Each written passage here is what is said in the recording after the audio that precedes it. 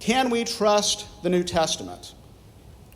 This question could mean a number of different things. It could mean, is the New Testament historically accurate? It might mean, is it theologically true? It might mean, is it internally consistent? Those are all important questions, but they are not our focus tonight. Instead, our focus is on a more specific question: can we trust the text of the New Testament? And by text, we mean quite literally the words that make up the New Testament. Can we know the original text? Can we know the exact words the original authors wrote? Or has the text become so garbled by the mistakes and intentional changes by scribes over the centuries that we can no longer know what the texts originally were? Another way of thinking about this question is to ask this: how badly did ancient and medieval scribes corrupt the text of the New Testament?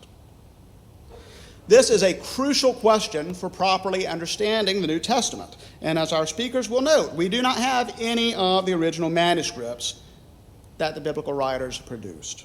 We don't have a single original, not a single autograph. I refer you to the glossary in your program for definitions of technical terms like autograph. Instead of autographs, what we have are copies, or rather copies of copies, or even copies of copies of copies.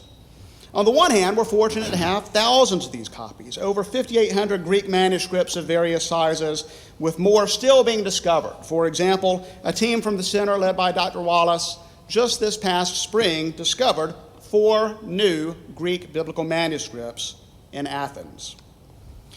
In addition to Greek manuscripts, we also have thousands more manuscripts in languages like Latin, Coptic, Ethiopic, Slavic, Georgian, Armenian, Syriac. We also have quotes and allusions to the New Testament from various ancient writers. So this is a remarkable set of data. Think of the skill set that scholars have to work to actually read all of these languages. This is why text criticism is one of the most difficult subfields of biblical studies in which to work. This abundance of data, however, creates its own set of problems.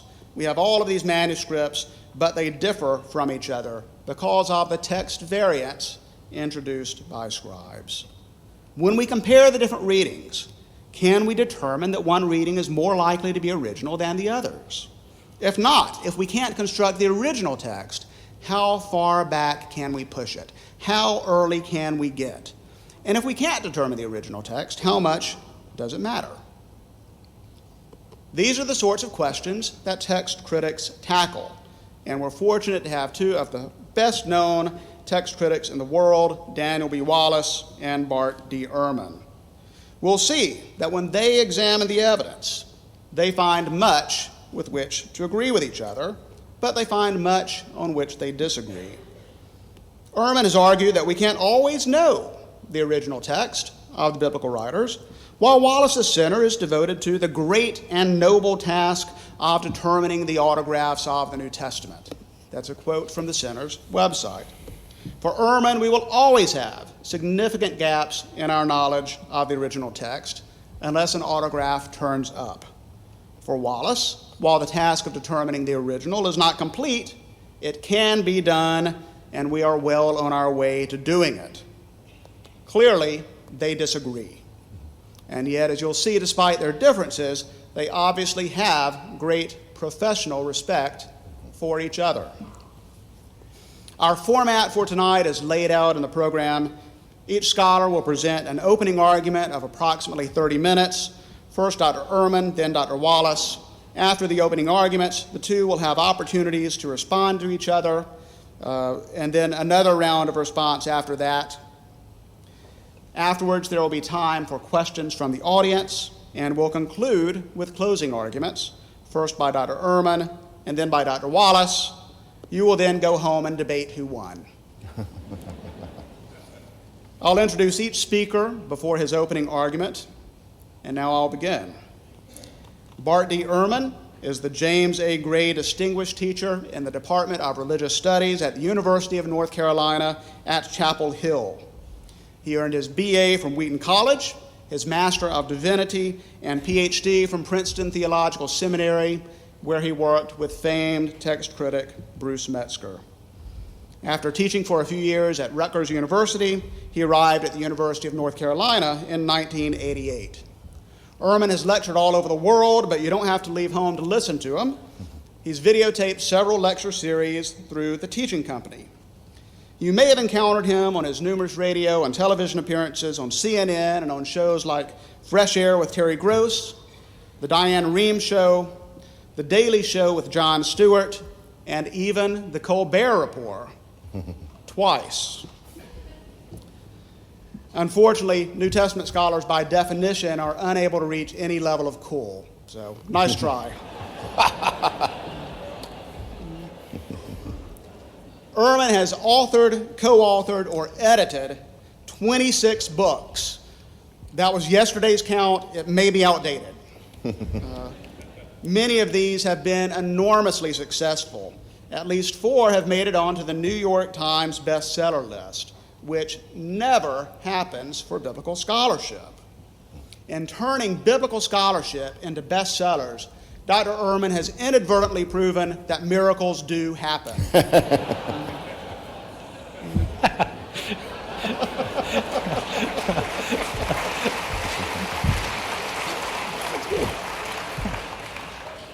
His books range from technical studies of inscriptions and particular text-critical problems to widely used introductory textbooks such as the New Testament and Historical Introduction to Early Christian Writings, which just entered its 5th edition, to works on the historical Jesus, the Lost Gospel of Judas, and Peter, Paul, and Mary, Magdalene. His most recent book, just out, is Forged, Writing in the Name of God, Why the Bible's Authors Are Not Who We Think They Are. For our purposes, I would like to highlight 3 other books. He's the co-author with the late Bruce Metzger of the 5th edition of the classic book, The Text of the New Testament, which is a standard reference for students and scholars alike. He also wrote The Orthodox Corruption of Scripture, the effect of early Christological controversies on the text of the New Testament, in which he argued that some of the changes scribes made to the biblical text were theologically motivated. He continues this same argument in the more popular level book, Misquoting Jesus, the story behind who changed the Bible and why, which is a very readable introduction to text criticism for those just beginning to learn about it. In short, he has thought quite a bit and written quite a lot on the issues under discussion tonight. Bart, we welcome you here tonight, and we ask, can we trust the text of the New Testament?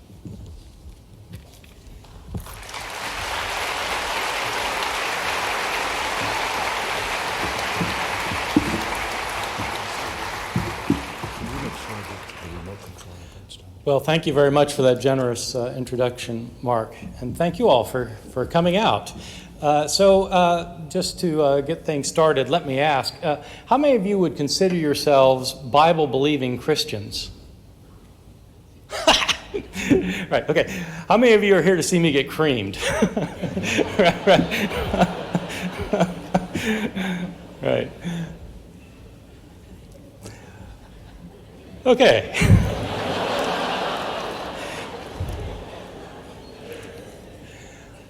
All right, so all I ask is that you approach it with an open mind. I have long thought about these issues, as Mark was pointing out. I did my PhD with Bruce Metzger, who was the world's leading scholar in text criticism. I was his final PhD student. I did both a master's thesis and a PhD dissertation under him.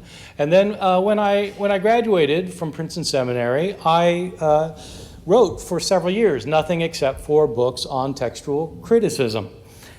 I decided a number of years ago, 5 or 6 years ago, to try and write a book for popular audiences to explain what it is scholars have said about this field, and that was the book Misquoting Jesus that Mark mentioned. I should say that when I wrote Misquoting Jesus, that's not the title that I wanted to give it. You may not know this, but scholars who write books for popular audiences usually don't give don't give the titles to the book. They're not allowed to give the titles to the book, and it's not a title that I wanted. Since the book deals with how the New Testament had been transmitted over the centuries by scribes who sometimes changed the text, my preferred title for the book was Lost in Transmission, which I thought was a pretty good title.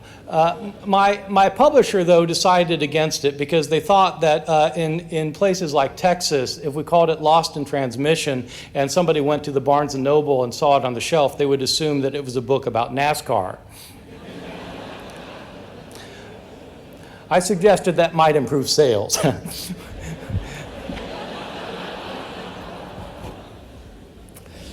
Can we trust the text of the New Testament? To get to this question, I need to give a little bit of background about how we got the New Testaments. When you read the New Testament today, you pick up the Gospel of Mark and you read the words and you assume you're reading the words that Mark wrote. Of course you assume that. But you're reading them in English and Mark wrote in Greek. And are you reading the words that Mark himself actually wrote, even if they are correctly translated from Greek into English? First, we have to think about the original Mark. We don't know who Mark was, we don't know where he lived, we don't know when he was writing. It's usually thought that he was a Greek-speaking Christian writing sometime around the year 70, so about 40 years after Jesus' death. And some people think he was writing in Rome. I don't know where he was writing. Let's say he was writing in Rome. Let's say he's writing in Rome around the year 70. Mark wrote down an account of Jesus' life, death, and resurrection. This book that he wrote was put into circulation the way books were typically put in circulation in the ancient world. It got handed around. If somebody wanted a copy of the book, they couldn't simply go to the Barnes & Noble. There wasn't a Barnes & Noble, and the book had not been mass-produced. It had been written either by Mark himself or by a scribe by hand. If somebody wanted to have a copy of their own, they had to make a copy, or to have somebody else make a copy for them. And so Mark was eventually copied. Maybe Mark was copied many times. Maybe he was copied only a couple of times. But once it was copied, more copies were needed, and so some people copied the copies. And then some people copied the copies of the copies. And some people copied the copies of the copies of the copies of the copies. Now, I don't know if you've ever tried to write out a copy of one of the books of the New Testament, like the Gospel of Mark, but I can guarantee you, if you do that, you're going to make a mistake. You might make lots of mistakes. And you are much more highly educated and literate than the vast majority of early Christians. Mistakes happen when people copy texts. And the problem is, when somebody copies a text and makes a mistake, the next person who copies the copy replicates the mistakes of his predecessor. And he makes mistakes of his own. And then somebody comes along and copies that copy.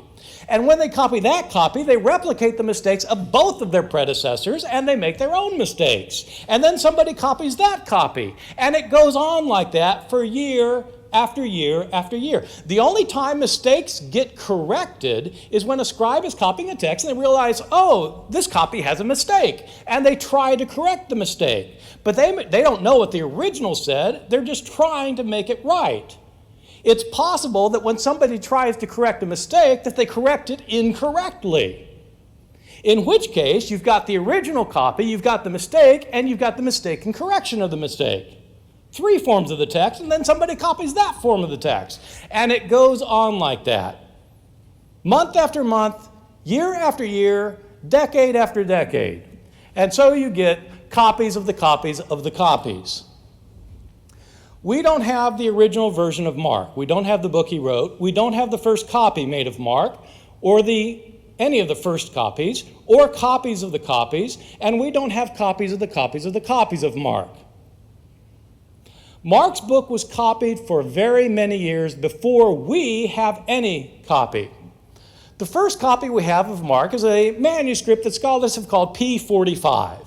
Now, they call it P45 because it's written on papyrus, which was the ancient equivalent of paper. It was the writing material people used to use, and it's called P45 because this happens to be the 45th papyrus manuscript of the New Testament that was cataloged. And so it's called P45.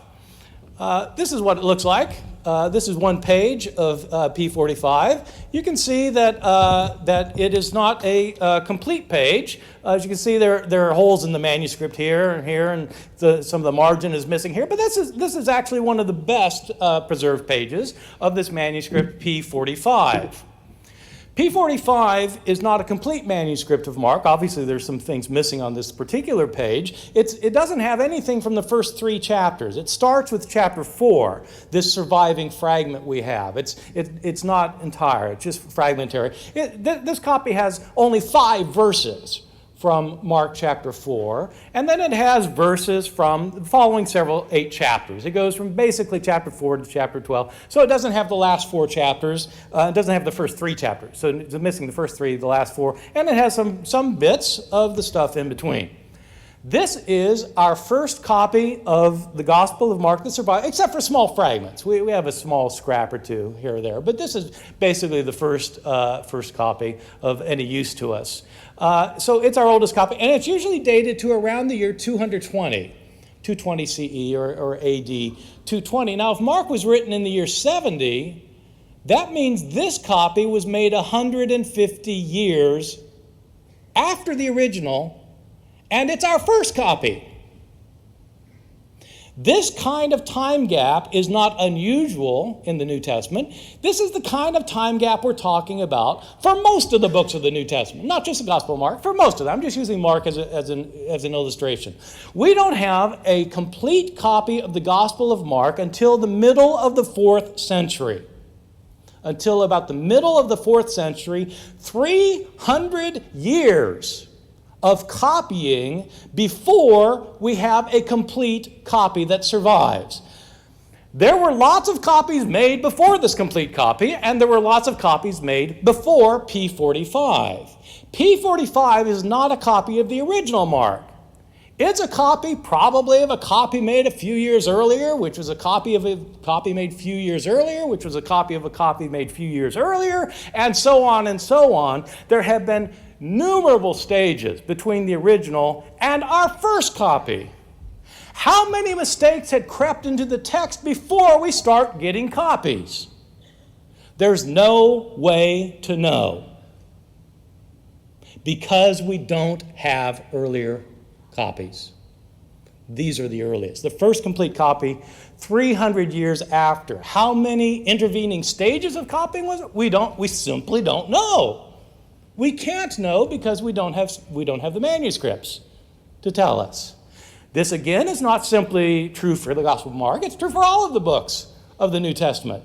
It seems like when you buy the New Testament that we know what's in it because you go to the bookstore and you buy a New Testament and, you go to another bookstore, you buy the New Testament. It's the same thing, but not in the ancient world. If you lived in Rome and you read a copy of Mark and then you went to Ephesus and read a copy of Mark, you might be reading 2 different copies with 2 different wordings of this passage or that passage.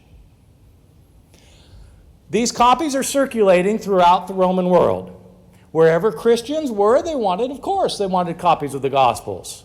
If you wanted a copy of the Gospel and you lived in Ephesus, but it was made in Rome, you had to make a copy in Rome and take it to Ephesus. And then you made a copy that was maybe a copy of the copy of the copy. So maybe you're making a copy of a copy that in fact had a lot of mistakes in it, but that's the copy you have now in Ephesus. And suppose somebody from Colossae wants a copy. So they come to Ephesus and they make a copy of this mistaken copy, and that's the gospel they have in Colossae.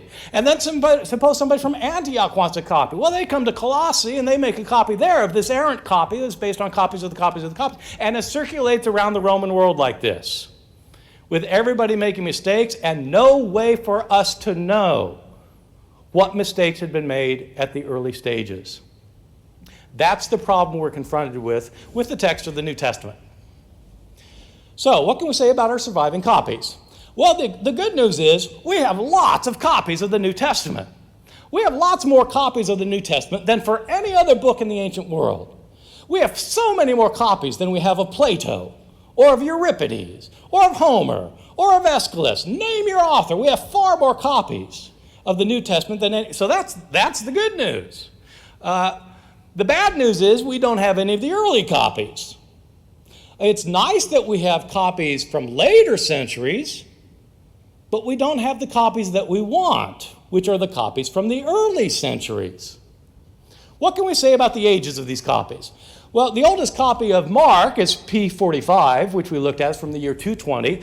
We have a fragment of a piece of the New Testament from almost 100 years earlier, maybe 100 years. It's hard to date these things. The way they date manuscripts is on the basis of handwriting analysis, basically. I mean, to simplify things, it's on the basis of handwriting analysis. There are scholars who are called paleographers who are able to look at a Greek manuscript and on the basis of the style of the handwriting tell you when it was written within about 50 years. Well, so we have this scrap called P52, the 52nd papyrus cataloged, which is a tiny scrap, probably from the early 2nd century, so maybe 80 years or 100 years before P45. It's a little credit card-sized fragment. It's about the size of a credit card, written on both front and back, that contains some parts of some verses from John chapter 18. The trial of Jesus before Pilate. It doesn't contain any complete verses. It is a triangular-shaped fragment that was discovered in the basement of the John Rylands Library in England, where scholars realized what it was. It was discovered someplace in Egypt, as all these papyri were. So it gives us a few verses, which is great. I mean, it's great to know that you had a copy of John floating around in the early 2nd century, but it's just a few lines. It isn't very much. The vast majority of our manuscripts that survive are from after the 9th century. From after the 9th century. So if these books, if all the books of the New Testament are written in the 1st century, as almost everybody thinks, then we don't really start getting lots of copies until the 9th century. These 9th century manuscripts we have are abundant. We have thousands of manuscripts from the 9th century, the 10th century, 11th century, 12th century, and so forth. But that's not the problem. It's nice that we have these later manuscripts, but they're based on earlier manuscripts, which were based on earlier manuscripts, which were based on earlier manuscripts, and we don't know how good those manuscripts were. That's the problem. As a result of the copying practices, there are lots of mistakes found in our surviving copies. Lots of mistakes. In the year 1707, so long time ago, in the year 1707, there was a scholar at Oxford whose name was John Mill, who decided to publish an edition of the Greek New Testament, in which he had studied some Greek manuscripts that were available to him of the Greek New Testament. He studied 100 manuscripts. And he made a note of wherever these manuscripts had differences, where they disagreed with one another and how to word a sentence. He didn't note all the differences, just the ones that he thought were important. And so he made a note of all what he thought were the important differences in the manuscripts. And he then produced an edition of the Greek New Testament. At the top of the page, he wrote out a line or 2 or 3 or 5 of the Greek New Testament. And at the bottom of the page, he listed the places where he had found different readings, what we call variant readings. And so he did this page after page for the entire New Testament, where among the 100 manuscripts he examined, he had found differences. To the shock and dismay of many of his readers, John Mill's Greek New Testament contained 30,000 places of variation among the manuscripts that he had examined.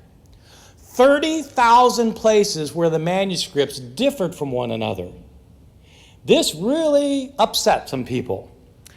There were people who claimed that John Mill was trying to render the text of the New Testament uncertain. His supporters pointed out he didn't invent these 30,000 places. He just noted that they exist. Well, that was 300 years ago, and it was based on a study of 100 manuscripts. Now we have 5,600 manuscripts. How many differences do we know about today? The reality is, nobody knows. Nobody has been able to count all the differences in our manuscripts. Some scholars say there are 200,000 differences. Some say there are 300,000 differences. Some say there are 400,000 differences. We don't know. Even with the advances of computer technology, we don't know. One thing we can say for certain is that there are more differences in our manuscripts than there are words in the New Testament. There are a lot of differences in the manuscripts. And those are just the manuscripts we have. How many differences were there earlier? We don't know.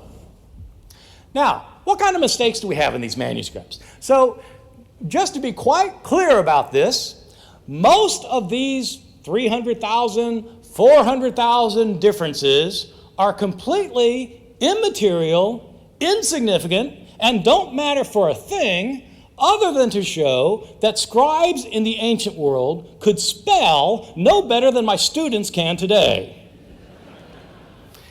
And you know, they didn't have dictionaries. They certainly didn't have spell check. I mean, these students today, how can you possibly misspell a word? The computer puts a red line under it.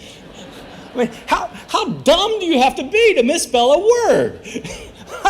Well, scribes didn't have that. And so, you know, the majority of differences, I mean, if you just count them up, are probably misspelling words. These are what I would call an accidental kind of change. Scribes just couldn't spell. And you know the scribes actually didn't care how they spelled, because sometimes you'll have the same word, like 2 lines later, spelled differently.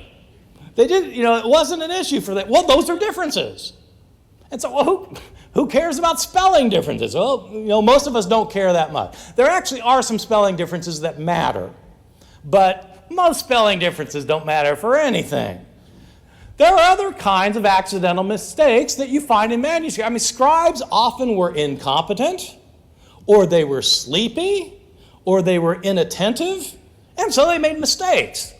Scribes sometimes would leave out a letter. Sometimes they'd leave out a word. They would often leave out an entire line. Their eye would skip from one line to the next line, and so they would leave out a line. There are some manuscripts where scribes have left out a page. Well, that's an inattentive scribe. There are other places where scribes accidentally copy the same word twice, or the same line twice. I don't know of any instances of copying the same page twice. So these are what I would call accidental changes. They are by far the majority of the variations that we have in our manuscripts. And the thing is, these accidental mistakes are usually pretty easy. If you're trained, they're pretty easy to catch, and you can see where it's happened. And so they're not all that significant for trying to know what the authors said. But I do have to say this about the accidental changes. There probably were even more accidental changes in the years before we have surviving manuscripts. Now, my reason for thinking that is this. By the time you get to, say, the Middle Ages, who is copying manuscripts? The people copying manuscripts in the Middle Ages are the highly educated, literate people who are monks in monasteries who are trained to copy manuscripts. Those are the people who copied manuscripts in the Middle Ages. Well, you didn't have monks in the 4th century, so when we first start getting complete manuscripts, who was copying them then if you don't have monks in monasteries yet? Well, then the people copying them in the 4th century, at least the 4th century manuscripts we have, are pretty good. So they're written by highly literate people who appear to be trained to copy manuscripts in the 4th century. But things start changing when you start getting earlier. The manuscripts in the 3rd century aren't nearly as good as the manuscripts in the 4th century. The scribes don't appear to be trained. When you get to the 2nd century, many of the manuscripts, we don't have much. We just have fragments here and there from the 2nd century, but they're not nearly as good as those 4th century manuscripts. Who was copying the manuscripts to begin with? The reality is that most people in the ancient world were illiterate. This seems strange to us today because almost everybody we know is basically literate. I mean, literacy is still a big problem in this country, but 99% of the population in the United States can at least read the sports page. In the ancient world, maybe 10% of the population could read the sports page. They didn't have sports pages, but it could, in theory, have read the sports page. Most people couldn't read. Most people couldn't write. Who copied the manuscripts? In the early Christian churches, probably whoever the guy was in the church who at least could read something was the person who copied the manuscript. Was he trained as a scribe? No. Well, then, how good was he? Probably not very good. He probably made accidental mistakes that got replicated and replicated and replicated until our surviving manuscript. Probably. I mean, I don't know. Nobody knows. Dan doesn't know. Now, he's going to tell you he knows, but I'm telling you he doesn't know. In addition to the accidental mistakes, there are intentional mistakes, which are by far the most interesting kinds of mistakes, and I'm going to give you several examples of ones that strike me as rather significant. Changes where a scribe it looks like he's intentionally changing something. Now, we don't have the scribes around to interview, so we don't know that they intentionally changed. I mean, we can't ask them, did you do this on purpose or not? But you're going to see from these examples, it looks like somebody's doing this on purpose, probably. If not, it's just a massive accident. But they still are important changes. And so we'll look at those. Before, I just want to make one final point, that the earliest scribes were much worse than the later scribes. They certainly made a lot more accidental changes. They may have made a lot more intentional changes, and there's no way for us to know. Let me tell you about some of the intentional changes. I'll just give you a list of ones. These will be passages that if you know your Bibles well, which I have a strange feeling you do, unlike my students at Chapel Hill, these will be passages that you probably know about.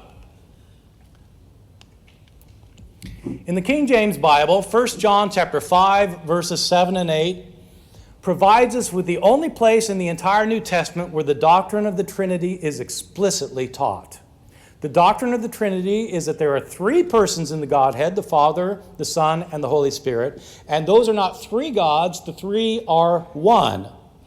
1 John chapter 5, verses 7 and 8, in the King James Bible refers to there are three in heaven, the Father, the Word, and the Spirit, and these three are one.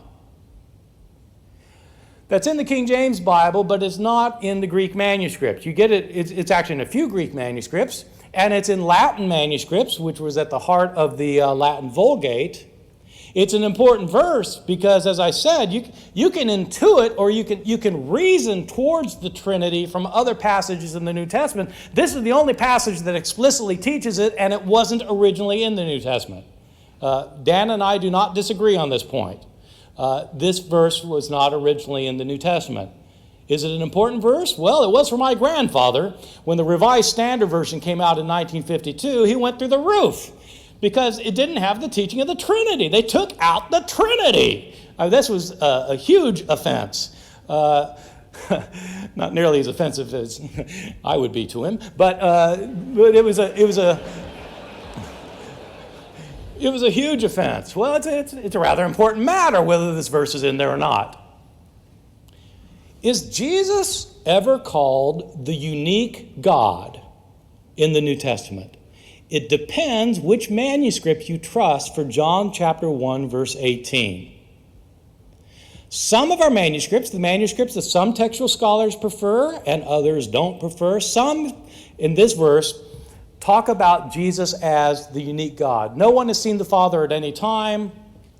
The unique Son or the unique God who is in the bosom of the Father, that one has made him known. Is Jesus actually the unique God himself? Or is he the Son of God?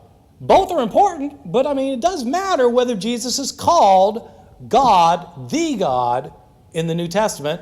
Depends what you do with John chapter 1, verse 18. Does the Gospel of Luke teach a doctrine of atonement?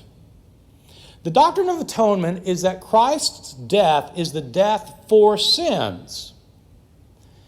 Luke, interestingly, changes a number of verses that he found in his predecessor, the Gospel of Mark, which talked about Jesus as an atonement for sins. Okay, so this is a little bit complicated, but everybody, most Bible scholars, I think most Bible scholars agree that Mark was the first gospel written and that Luke copied Mark for some of his stories, and he got stories from other sources.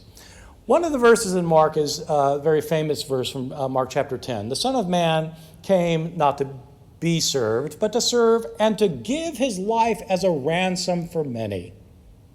This is a verse that Luke excluded when he gave his account of Jesus' life. He doesn't include that verse for whatever reason.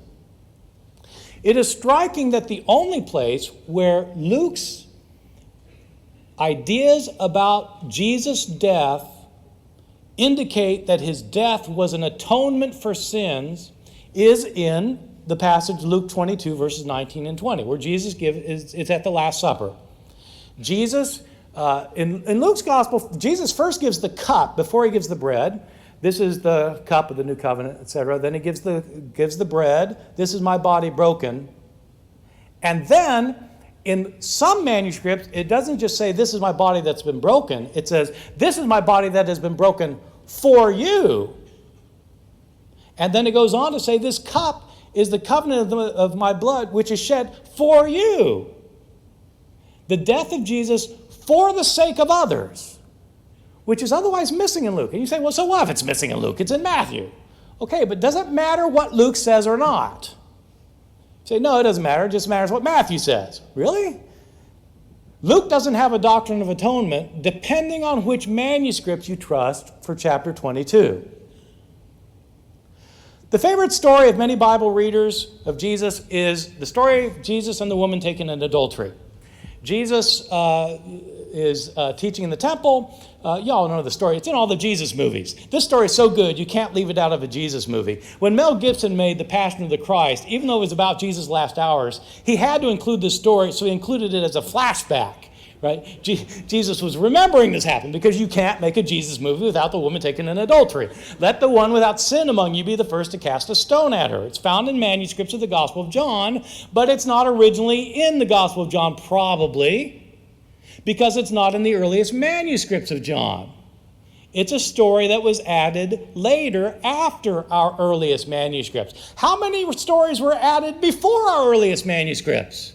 We have no way of knowing. They may have been some of our favorite stories. How would we know? We can't know. We don't have any evidence. The last 12 verses of Mark, where Jesus appears to his disciples and tells them that anyone who converts and believes in him will be able to speak in foreign tongues, will be able to handle deadly snakes, will drink poison and it won't hurt them. Those verses are not found in the oldest and best manuscripts of Mark. These are the verses used by the Appalachian snake handlers in my part of the world. I've always thought that on the way to the hospital, somebody should tell one of these people, actually, no, those verses aren't in the original copy. Did Jesus pray, Father, forgive them, for they don't know what they're doing? It's found only in Luke, but it may not be in Luke because some manuscripts lack it. You can see these are pretty important verses. So even though most of the changes are accidental, some of the intentional ones really matter. Is the text of the New Testament reliable? The short answer is there is no way to tell. How can we possibly know, given the kinds of evidence we have? There are passages that scholars continue to debate. Scholars disagree on this verse or that verse, sometimes important verses. They debate because we can't know. There are passages where we will never know what the original wording was. Does it matter? In my view, the answer is absolutely yes. Thank you very much.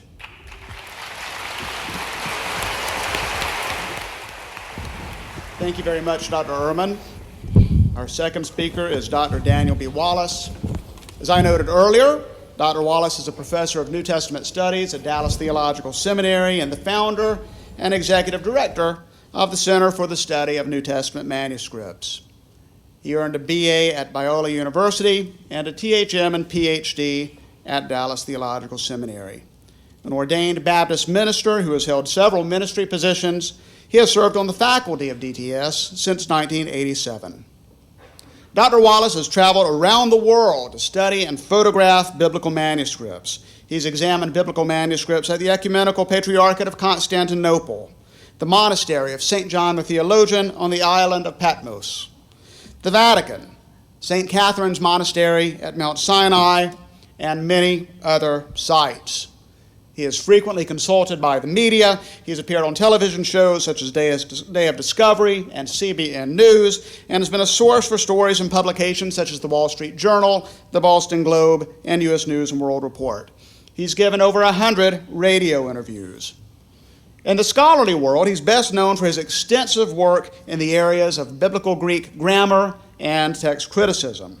His highly acclaimed textbook, Greek Grammar Beyond the Basics, an exegetical syntax of the New Testament, is used in, by one estimate, 2/3 of the biblical Greek classrooms across the country, in places like Yale Divinity School, Princeton Theological Seminary, and abroad in Cambridge University. His textbook on ancient Greek is so good that it's being translated into modern Greek.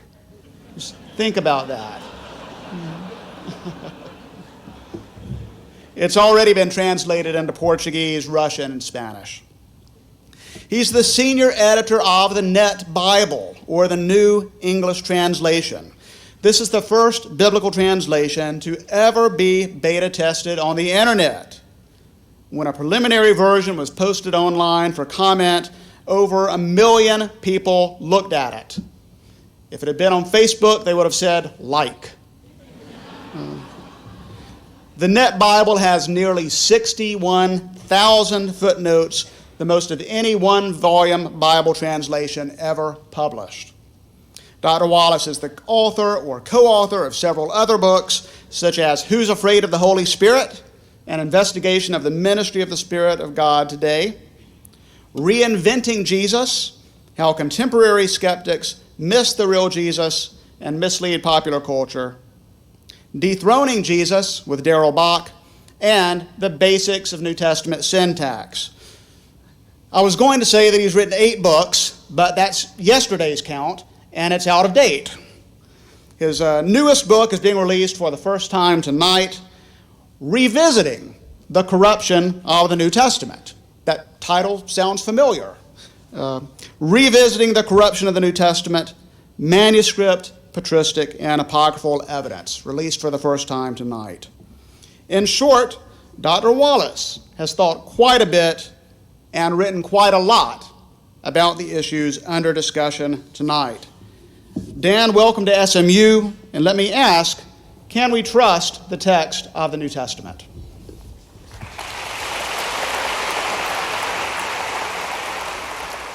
Bart and I have known each other for nearly 30 years. He's had a stellar career in New Testament studies, especially in the field of textual criticism. I have the highest respect for his scholarship, and more than that, I've come to marvel at his quick wit, his impressive rhetoric, and clear communication skills. So I want to begin by saying that I'm deeply honored to share the stage with him tonight. In the appendix to his immensely popular book, Misquoting Jesus, Bart declares, "The facts that I explain about the New Testament in Misquoting Jesus are not at all news to biblical scholars. They are what scholars have known and said for many, many years." He's right. So at the outset, I want to discuss our common ground. There are basically 5 things that we agree on. First of all, the handwritten copies of the New Testament contain a lot of differences. We really are not sure what the number is, but I agree with Bart that there are certainly more differences in the manuscripts than there are words in the New Testament. Secondly, the overwhelming majority of these differences affects virtually nothing. Third, we agree on what we think the wording of the earliest form of the text is, what I will call the autographic, or less accurately but more familiar to you, the original text. We agree on this almost all the time. Fourth, our agreement is even over several well-known and controversial passages, some of which Bart has already mentioned. Mark 16, 9 through 20, for example, where Jesus tells his disciples that they can drink poison and handle snakes and not get hurt. I agree with Bart that this passage is not part of the text that Mark wrote, and my apologies to anyone who has traveled to this debate from West Virginia.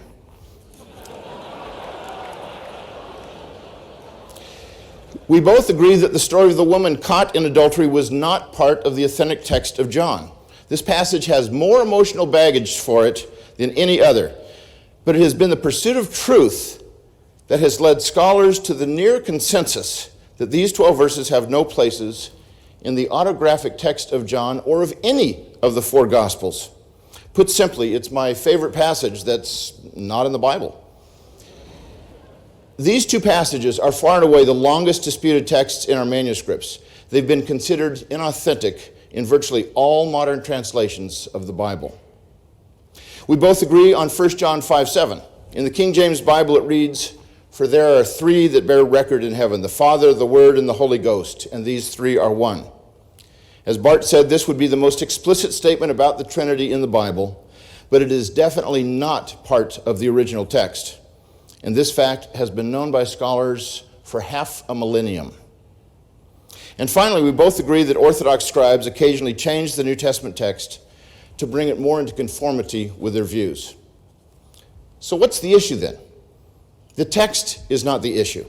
Rather, our disagreement is over two things: how significant these textual variants are, and whether we can have any confidence about recovering the wording of the original. I take the position that we can be relatively confident. I believe that the wording of the originals is not lost, but can be located in the manuscripts. But the question about how certain we can be that we have found it is an entirely different matter. I will also argue that although scribes changed the wording of the text for all sorts of reasons, they were unsuccessful in eradicating the wording of the original. It was both Orthodox scribes and unorthodox who tampered with the text. But how can we be sure that the original wording has not been erased from history, obliterated from all records? Exhibit A is Bart Ehrman's magnificent scholarly tome, The Orthodox Corruption of Scripture. In order for him to locate scribal tampering with the text, he has to know what text has been tampered with. And nowhere in the book does he say the original wording is gone, or we don't have a clue what the autographs say. Just the opposite. Virtually every one of the 300 pages in this book assumes that the autographic wording can be found among the manuscripts, and what's more, that Bart has found it. Well, let me begin with a couple of attitudes that rational people need to avoid. The first is absolute certainty, and the second is total despair or complete skepticism. On the one side are King James only advocates. They're absolutely certain that the King James Bible in every place exactly represents the original text. I've actually heard them say, if the King James Bible was good enough for St. Paul, it's good enough for me. And I think that was with a West Virginia accent too. But this attitude is also one that many church-going, Bible-believing Christians embrace without realizing that their modern translations change with each new edition. On the other side are a few radical scholars who are so skeptical that no piece of data, no hard fact is safe in their hands. It all turns to putty because all views are created equal. If everything is equally possible, then no view is more probable than any other. And their mantra is, we really don't know what the New Testament originally said, since we no longer possess the originals, and since there could have been tremendous tampering with the text before our existing copies were produced. Such skepticism over recovering the original wording of the New Testament flies in the face of both reason and empirical evidence. These two attitudes, absolute certainty and radical skepticism, are like driving on the mountain roads in Greece, which I have done plenty of times. Drive too far to the left and you'll have a head-on collision with a tourist bus. Drive too far to the right and you will end up flying over the cliff where the guardrail should have been. Rational people recognize that both extremes result in disaster and that the only proper course is one of moderation. There are also 4 questions that we need to address tonight. How many scribal changes are there, for example? What kinds of textual variants are there? What theological beliefs depend on textually suspect passages? And finally, the bottom line is, can we recover the wording of the original text? I'm going to spend the majority of my time on the first question, the number of differences. But you'll see that this significantly relates to the last question as well. So let me begin with the number of variants. And I want to start with a definition of a textual variant. It's any place among the manuscripts in which there is variation in wording, including word order, omission or addition of words, even spelling differences. The most trivial changes count, and even when all the manuscripts except one say the same thing, that lone manuscript readings counts as a textual variant. And if 1,000 manuscripts read Jesus in one place and another 1,000 read instead Christ, that also counts as only one variant. The best estimate is that there are between 300,000 and 400,000 textual variants among the manuscripts. And yet there are only about 140,000 words in the New Testament. Now, if this were the only piece of data we had, it would discourage anyone from attempting to recover the wording of the autographs. But that's not the whole story. The reason that we have a lot of variants is that we have a lot of manuscripts. It's simple, really. No classical Greek or Latin text has nearly as many variants because they don't have nearly as many manuscripts. If there were only one copy of the New Testament in existence, it would have 0 variants.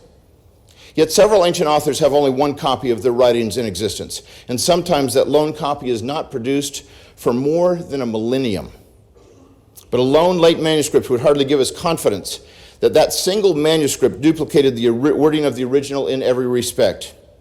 This was recognized 300 years ago by the brilliant textual scholar Richard Bentley in his work Remarks Upon a Discourse of Free Thinking, which was dealing with John Mill's Greek New Testament with 30,000 variants. And what he said was that if there had been a manuscript, but one manuscript of the Greek Testament at the Restoration of Learning about 2 centuries ago, then we would have had no various readings at all. And would the text be in a better condition then than now that we have 30,000 variant readings? It's good, therefore, to have more anchors than one, and another manuscript to join the first would give more authority as well as security. Bentley penned those comments in 1713 when only 100 Greek New Testament manuscripts had been examined. Today, in Greek alone, we have more than 5,600 manuscripts. Now, many of these are fragmentary, especially the older ones, but the average Greek New Testament manuscript is over 450 pages long.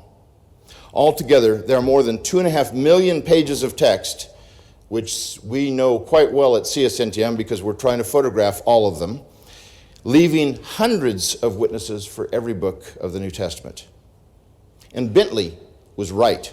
The Greek New Testament of his day has about 5,000 differences from the critically reconstructed New Testament of today. As more and more manuscripts have come to light, we're getting closer and closer to the wording of the autographs. Now, it's not just the Greek manuscripts that count. The New Testament was early on translated into a variety of languages: Latin, Coptic, Syriac, Old Church Slavonic, the list goes on. There are about 10,000 Latin manuscripts of the New Testament alone. No one really knows the number of all these ancient versions, but the best estimates are certainly more than 5,000, plus the 10,000 or so in Latin. Altogether, we have at least 20,000 handwritten manuscripts of the New Testament in various languages. Now, if someone were to destroy all those manuscripts, we would still not be left without a witness.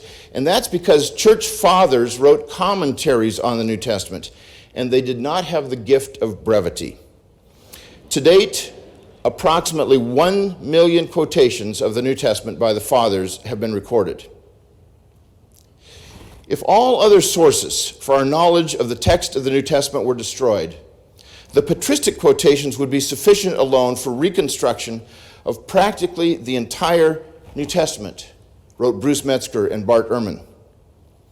Far more important than the numbers is the date of the manuscripts. How many manuscripts do we have in the first century after the completion of the New Testament? How many in the second, the third? Although the numbers are significantly lower, I think they're still rather impressive. We have today as many as 12 manuscripts from the second century, 64 from the third, and 48 from the fourth. That's a total of 124 manuscripts within 300 years of the composition of the New Testament. Now, most of these are fragmentary, but collectively, the whole New Testament is found in them multiple times. How does the average classical author stack up? If we're comparing the same period, 300 years after composition, the average classical author has no literary remains. Zero, none, nada. But if we compare all the manuscripts of a particular classical author, regardless of when they were written, the total would still average less than 20, and usually less than a dozen. Stack them all up, and they're about 4 feet high. So how high would the stack of New Testament manuscripts be by comparison? Well, let's take a look. Would that be enough? No, I think we have a few more. Yeah, that's getting better. It's probably not enough. We need to add some more New Testament manuscripts. That's getting better, but it's still not even close to enough. That's still not really there. That's as much as I could do on PowerPoint. That's 1/4 the amount. If you were to put that New Testament stack in one stack, not the 10 that I've got across there, and make it go up as high as it was supposed to, we'd have over a mile of manuscripts compared to 4 feet. Now, perhaps this seems a little bit abstract. Let's use money as an analogy that you can all relate to. If the average ancient author makes $20,000 a year, which is below the poverty level, today that is, the New Testament earns $20 million a year. Skeptics repeatedly note that the vast majority of New Testament manuscripts come from at least 800 years after the completion of the New Testament. The implication they draw from this is that none of these manuscripts are trustworthy, that the New Testament is in no better shape than any other ancient literature. What they don't tell you is that these later manuscripts add only 2% material to the text. If you can envision the New Testament as a snowball rolling down a hill, picking up alien elements through the centuries, it's remarkable that it only picks up 2% more material over 14 centuries. And they don't tell you how this compares to other ancient writers. For many important authors, we only have partial works. Livy and Tacitus were two of the most important Roman historians of the 1st century CE. We base an awful lot of our understanding of Rome on these two writers. Livy wrote 142 volumes on the history of Rome. Only 25% of them survive today. Only a third of Tacitus' writings are still with us. But we have 200 copies of Pliny the Elder's writings, but we're waiting 700 years for the first one. Plutarch's Lives are found in manuscripts no earlier than 800 years after he wrote. Josephus' Antiquities of the Jews is found in more than 20 copies, none earlier than the 9th century. The earliest copy of Polybius, the historian, was written 1,200 years after he wrote. There are massive gaps in copies of Pausanias' description of Greece, all of them coming more than 1,400 years later. Herodotus' Histories has 26 copies, the earliest coming half a millennium later. But we're waiting 1,500 years for the first substantial copy.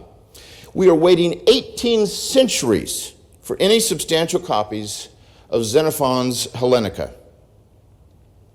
Now, these are not obscure authors. They are some of the most important historians and biographers of the Greco-Roman world. And for some of the better preserved writings, there are gaps galore. One scholar complained that the surviving copies of some of these writings are filled with gaps, corrupt, dislocated, and interpolated. He then proceeds to lay out principles to fill the gaps with nothing but his own reason, because he can't find the original wording in any manuscript. Another scholar notes that for the manuscripts of his author, the chief blemishes are gaps in the text where the manuscript tradition fails us entirely. The task of filling the gaps without manuscript testimony is absolutely necessary for most of Greco-Roman literature and almost entirely unknown for the New Testament. Let me repeat that. The task of filling the gaps without manuscript testimony is absolutely necessary for most of Greco-Roman literature and almost entirely unknown for the New Testament. Skeptics also don't tell you how many New Testament manuscripts we have in those earlier centuries. I've already mentioned the data on the first 3 centuries. Here are the statistics through 900 CE. Here are the statistics for the 900 CE. We have at least 3 times more New Testament manuscripts today within the first 200 years than the average Greco-Roman author has in 2,000 years.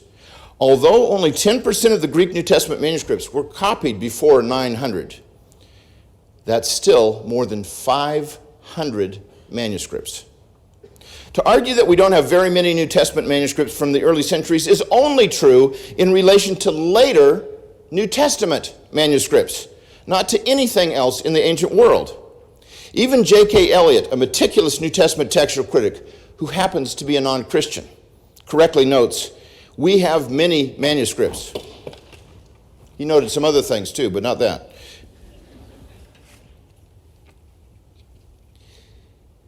Mark, I lost a battery. Never should have quoted Elliott. I knew that was a risk.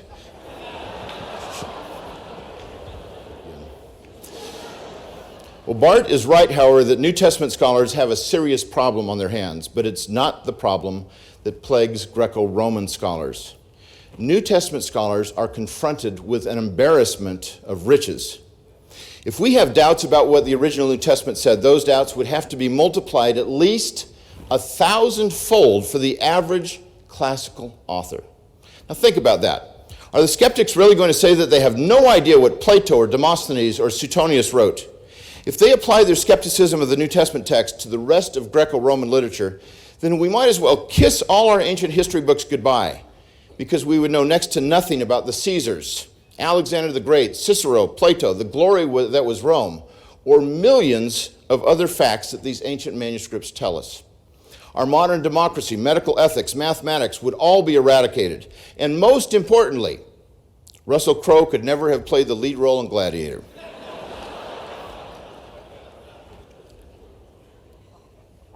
This kind of skepticism would thrust us right back into the dark ages where ignorance was anything but bliss.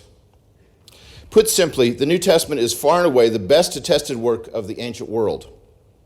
And precisely because we have hundreds of thousands of variants and hundreds of early manuscripts, we're in an excellent position for recovering the wording of the original. To speak about the number of variants without also speaking about the number of manuscripts is an irresponsible appeal to sensationalism. Now we get to the second section, the nature of the variants. What kinds of variants are there in the manuscripts? Well, more than 99% make virtually no difference at all. For example, the most common variant involves spelling. And this is... Sorry about that. Spent a little time at TCU today.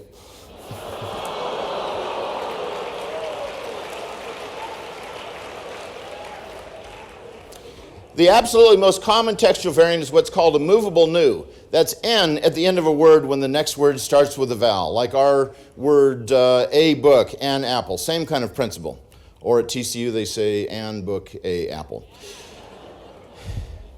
Well, then there's alterations that cannot be translated. They can't be translated because Greek is a highly inflected language. You can put three words, Jesus loves Paul, in any order you want in a sentence, and it can mean exactly the same thing. Word order has to do with emphasis, but not meaning because of the inflections on the ends of the words. But not only does Greek have a highly inflected language, it also uses the definite article, the word the, in ways that we don't use it in English. You could say, the Joseph and the Mary went to Jerusalem, as Luke does in chapter 3 of his gospel. We would say Joseph and Mary, not the Joseph and the Mary. That sounds like a doofus. But that's ancient Greek, and that's how it was. Now, I wrote my master's thesis on when the article does not occur in the Greek New Testament. I wrote my doctoral dissertation on when the definite article does occur in the Greek New Testament. These two works could cure the most hopeless insomniac. And I still don't know why the is used with proper names. It may be significant, and it's a lot of textual problems that have that, but it's not that significant. So here's how many ways you can say Jesus loves Paul in Greek. Please write this down because it will be on the test. 8 different ways you can say it. Oh, here's another 8 ways you can say it. Now, if you factor in different spellings for these words, or what's called nomina sacra, or particles that typically are not translated, there are literally hundreds of ways to say Jesus loves Paul in Greek, where every single time it's translated exactly the same in English.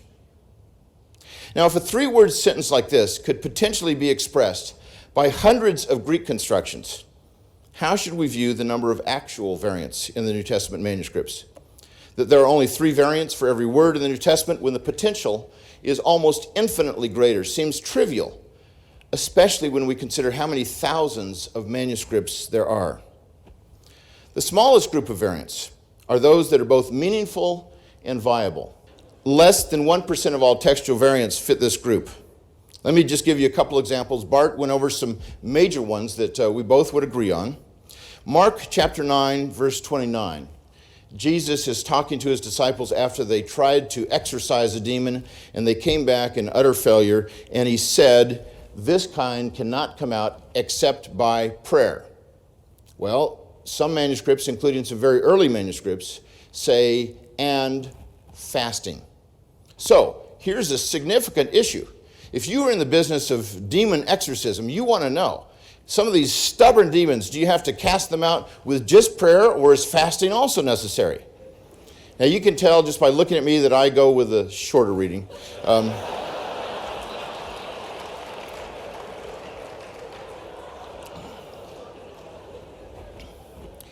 Then there's Revelation chapter 13, verse 18.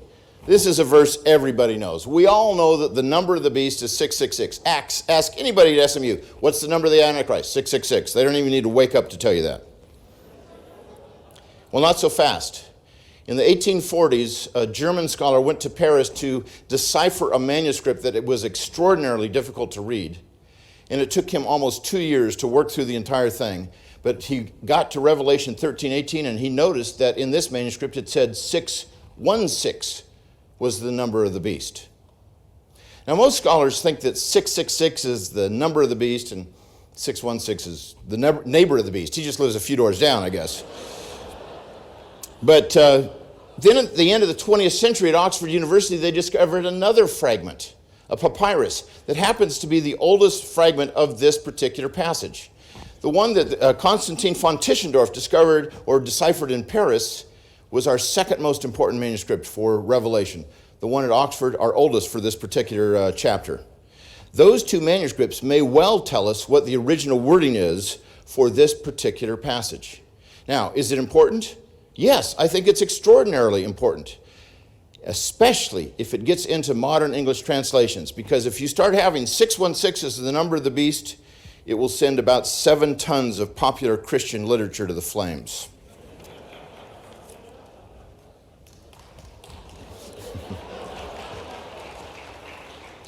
Although the quantity of textual variants among the New Testament manuscripts numbers in the hundreds of thousands, those that change the meaning pale in comparison. Less than 1% of the differences are both meaningful and viable. There are still hundreds of texts that are in dispute. I don't want to give the impression that textual criticism is merely a mopping up job nowadays, that all but a handful of problems have been resolved. That's not the case.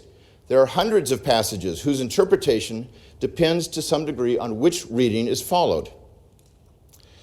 Well, finally, or next to last, we ask the question, what theological beliefs depend on textually suspect passages? In the appendix to Misquoting Jesus, there is a Q&A section. The most telling question asked of Bart is this: why do you believe that these core tenets of Christian orthodoxy to be in jeopardy based on the scribal errors you discovered in the biblical manuscripts? Now, Bart's response may surprise you. Essential Christian beliefs are not affected by textual variants in the manuscript tradition of the New Testament. Suffice it to say that viable textual variants that disturb essential Christian beliefs found in the New Testament have not yet been produced. And finally, the bottom line: can we recover the wording of the autographs? I offer 4 arguments briefly that we can be relatively certain that we can recover the wording of the autographs. And first is a nice little quotation from Bart that I want to begin with, which he's mentioned already. Not only do we not have the originals, we don't have the first copies of the originals. We don't even have copies of the copies of the originals, or copies of the copies of the copies of the originals. You could probably put that to a tune. I like it. Well, first of all, this is probably true, but we really can't be certain about it. We can't be dogmatic if that's the case. But let's assume that it's true, but if it is, it's not the whole truth. The impression one gets from the statement is that the transmission of the New Testament is like the telephone game. It's a game that every child knows. You whisper something into somebody's ear, it goes down through 10 or 12 people, and then that last person spits it out to the whole crowd, and everybody laughs because the message got totally garbled. There's absolutely no motivation to get it right. But copying of New Testament manuscripts is hardly like this parlor game. First of all, the message is passed on in writing, not just orally. Secondly, textual critics do not rely on just the last person, but can examine the work of several scribes who are closer to the original source. Third, patristic writers are commenting on the text as it's going through its transmissional history. And when there are chronological gaps among the manuscripts, and we have quite a few, these writers often fill in those gaps by telling us what the text said in that place in their day. And finally, in the telephone game, once the story is told by one person, that individual has nothing else to do with it. It's out of his or her hands. But the original New Testament books were almost surely copied more than once and probably several times. And they were probably consulted even after a few generations of copies had already been produced. My second argument is that Barth speaks of the first 200 years of copying as uncontrolled, giving the impression that all manuscripts of this era were riddled with mistakes, both unintentional and intentional. The scribes, it seems, were undisciplined and wild, freely adding or subtracting words whenever they wanted to. But this is not the whole story. The standard introduction to New Testament textual criticism puts things in perspective. It would be a mistake to think that the uncontrolled copying practices that led to the formation of the Western textual tradition were followed everywhere that texts were reproduced in the Roman Empire. In particular, there's solid evidence that in at least one major see of early Christendom, the city of Alexandria, there was conscious and conscientious control exercised in the copying of the books of the New Testament. Textual witnesses connected to Alexandria attest a high quality of textual transmission from the earliest times. It was there that a very ancient line of text was copied and preserved. These words are found in the 4th edition of the Text of the New Testament by Bruce Metzger and Bart Ehrman. Now, we can illustrate the quality of the Alexandrian manuscripts with two manuscripts that Bart and I would both agree are two of the very best New Testament manuscripts we have, if not the two best. Papyrus 75 and Codex Vaticanus, also known as B. Their agreement is higher than that of any other two early manuscripts. P75 is 100 to 150 years older than B, and yet it is not an ancestor of B. Instead, B copied from an earlier common ancestor that both B and P75 were related to. The combination of both of these manuscripts in a particular reading goes back most likely to early in the 2nd century. And third, the standard Greek New Testament in use today is known as the Nestle Aland text. It not only produces what the editors believe is the wording of the original New Testament, but also lists tens of thousands of variants. Here's a picture of the text. They list 116 places where scholars over the centuries have thought that none of the Greek manuscripts have the original wording. If the manuscripts were so corrupt from very early times, then we would have a terribly corrupt text where we wouldn't have a clue what the original wording was in hundreds and hundreds of places. There's 116 that the editors list. They accept only one: the addition of a single letter to the end of a word in Acts 16:12. And yet two of the editors, Kurt Aland and Bruce Metzger, felt that even in that one place, the original wording was to be found among the manuscripts. What Aland and Metzger were arguing is that when it comes to the wording of the New Testament, it can be found either above the line or below the line in the Nestle Aland text. In other words, the autographic text is found in A, B, or C, never none of the above. Finally, we can say even more. The vast majority of New Testament scholars believe that the wording of the autographs is not only recoverable, but that we have recovered it in most places. Total skepticism is uncalled for. In Exhibit A are Bart's many books on the New Testament. In these books, he presupposes knowledge of the wording of the autographs. Here are just some of the titles that you can see. Notice, Orthodox corruption of Scripture, misquoting Jesus. The text of the New Testament, its transmission, corruption, and restoration. And forged, writing in the name of God, why the Bible's authors are not who we think they are. Take just the last book, published earlier this year, as an illustration. In Forged, Bart argues that Paul did not write 1 Timothy, 2 Timothy, or Titus, collectively known as the pastoral epistles. One of his arguments is that the vocabulary of these letters is not the same as what we find in Paul's authentic letters. Now, in order for him to make that claim, he has to know what the words are in Paul's other letters, as well as what the words are in the pastoral letters. Regardless of what some of us may think about his argument in Forged, this book simply could not have been written unless Bart was sure about the wording of the original text in almost every place. And the same is true for all his books on the New Testament. Is what we have now what the New Testament authors wrote nearly 2,000 years ago? It almost certainly is in all essentials. Even in most particulars, we can be relatively sure. To be uber skeptical about this in the face of the mountain of evidence is to take a leap of faith where the guardrail should have been.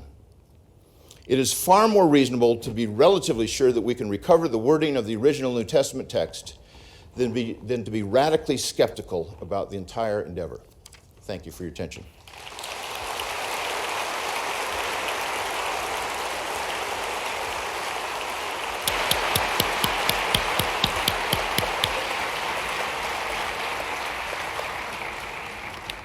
Thank you very much. Thanks, Mark. At this point, we'll have 2 rounds of response. Professor Ehrman will have a chance to respond and raise questions, followed by Dr. Wallace, followed by Dr. Ehrman, followed by Dr. Wallace. Each round of response will last for approximately 5 or 6 minutes. And Bart, we'll begin with you. Thank you very much, and thank you, Dan, for that very informative and hilarious presentation. It's a very impressive statement. I think Dallas is well served to have such a competent textual critic in its midst. 2 things struck me about Dan's presentation. One was lost in my notes. One was how much we agree on many important points. The other was how little, it seems to me, he's addressed the real problem. One of the strategies that Dan has used is to quote some of my earlier books, some of which were written nearly 20 years ago, claiming that I obviously do believe that we can achieve the original text. I've changed my mind on that question. I simply, for the reason that I've given you, we don't have evidence that can tell us whether we know about the original New Testament, and I was a little bit disappointed in seeing that Dan didn't provide any evidence. I'll bring that up again at the very end of my closing remarks here. First, I want to make a couple of comments about things that he really stressed that struck me as really irrelevant. First, Dan wants to stress that the reason we have so many variants is because we have so many manuscripts, and we have all of these patristic authors who quote the New Testament. We have lots and lots of witnesses. I agree, but that's not relevant. Yes, that's why we have so many variant readings, but what about the manuscripts we don't have from the early centuries? He says we have 124 manuscripts within the first 300 years, and the New Testament is replicated many times in those manuscripts. I'd like to see the evidence of that, actually, that we have the entire New Testament replicated many times in those manuscripts. But even if it's true, what are our earliest witnesses? How many do we have before P45 in the year 220 for the Gospel of Mark? It's 150 years after Mark was originally produced. What manuscripts do we have before that? Dan stresses that we have many more manuscripts of the New Testament than we do have for classical authors, and that if we reject the idea that we can achieve the original text for the New Testament, then how much more for the classical authors? So we may not know what Plato said, or Cicero, or Suetonius, or Tacitus, and he's absolutely right. We may not know. But how does that mean that we do know about the New Testament? It doesn't address the question. Dan argued that only 1% of our surviving variants matter for anything. Only 1% are meaningful and viable. I don't know if that's true. It might be 1%. Suppose it is 1%. My question does not pertain to the 1%. My question pertains to the textual variants that were introduced into the manuscript tradition before our surviving manuscripts. How many additions were there before our manuscripts? How many omissions were there before our manuscripts? And if he tells us that we know the answer, then I'd like to know how we know the answer. How does he know that the manuscripts were not changed? He agrees with me that there are hundreds of passages that really matter. But then he wants to stress that no essential Christian beliefs are affected, and he quotes me to that effect. That is absolutely true. I don't think that Dan's theology will change, no matter which variants he looks at. But is that how we gauge significance? Does the problem not matter because none of our theological doctrines are changed? Let me give you an analogy. Suppose tomorrow morning we woke up and it turned out that in every Bible throughout the entire world, there was no longer to be found the Gospel of Mark, Paul's letter to the Philippians, or the book of 1 Peter. Which doctrines of the Christian faith would be affected by the loss of those three books? Not a single doctrine. Would it be significant? Yes, it'd be significant. It'd be hugely significant. Significance does not ride on whether essential beliefs are affected. Dan closed his talk by talking about whether we can recover the autographs, and to my thinking, he has not satisfactorily answered the question, and so I'd like him to try again. How do we know that the text was not changed significantly before our earliest surviving manuscripts? What is our basis of knowledge for that? I would like him to address that question, and let me make it more specific. How do we know that our surviving manuscripts were copied from accurate copies instead of thoroughly erroneous ones? I'm not asking whether the later manuscripts after the year 900 were accurately copying their predecessors. How do we know that our earliest copies were preserving accurate copies of accurate copies? How do we know that? Dan also says that 99% of our surviving variant readings are insignificant, and so my question is, how many significant variants were created before our surviving manuscripts? And how do you know? If you don't know, then how can you say that we can trust the text of the New Testament? Thank you very much.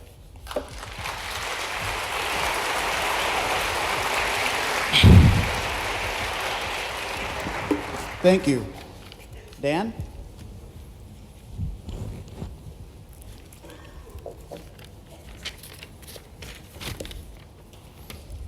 Again, Bart, I thank you for your great questions, which I will perhaps try to answer maybe later. Because I had questions about your presentation as well.